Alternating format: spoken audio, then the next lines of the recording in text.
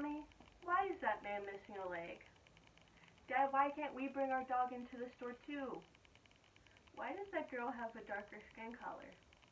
These are all questions kids commonly ask when they meet someone new, usually in a public place. Parents might answer these questions politely and then bring it up later at home where they could go more in depth. Or they might tell their child to be quiet and not to stare. Or they could simply say that they lost their leg because they didn't eat all their vegetables. There's many ways parents could answer these questions, but what if children never asked these questions in the first place? What if there was a safe environment for children to learn about differences instead of asking people on the street why they are the way they are, unintentionally making them feel different? StopBullying.gov states that children at risk of being bullied are generally perceived as different, whether they are less popular, have low self-esteem, or don't get along well with others, being seen as annoying. I believe that if schools taught kids to understand their differences, it will cut down on bullying and make others feel welcomed, which is something that I think everyone should put an effort into making this idea come into fruition. These teaching opportunities our future should learn about are race, physical illnesses, and mental disorders. I grew up in a small city, in a time when representation of African Americans was not portrayed in movies, shows, or advertisements.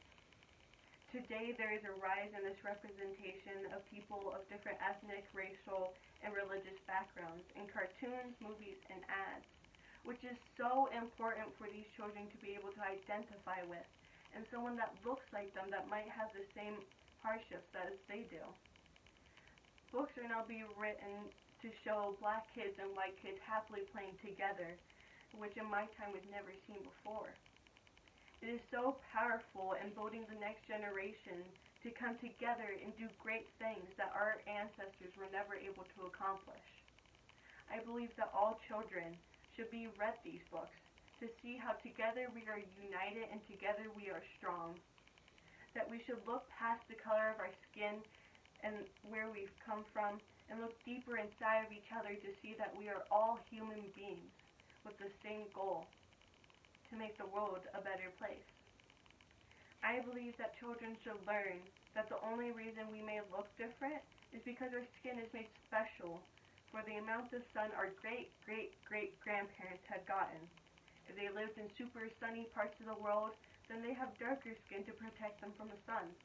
If they lived in colder parts of the world, they didn't need to have dark skin to protect them from the sun, which is introducing them to melanin skin pigments at an early age and with a concept that they could easily understand.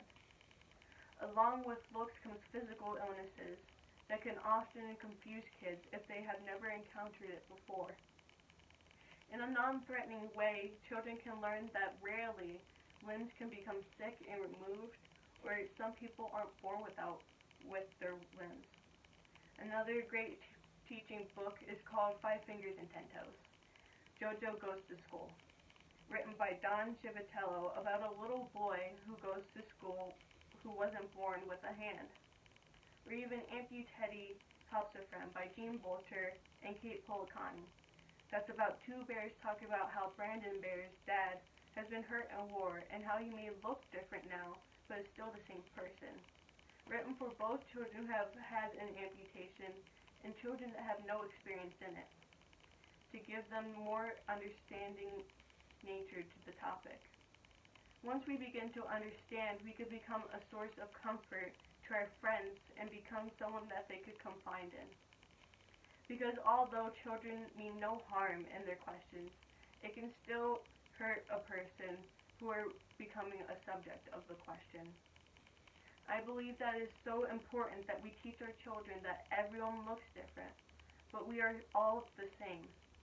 Having this openness with your child can make a world of difference. Finally, something that cannot always be visual is mental disorders. This is a big one since these disorders start to show symptoms in schools.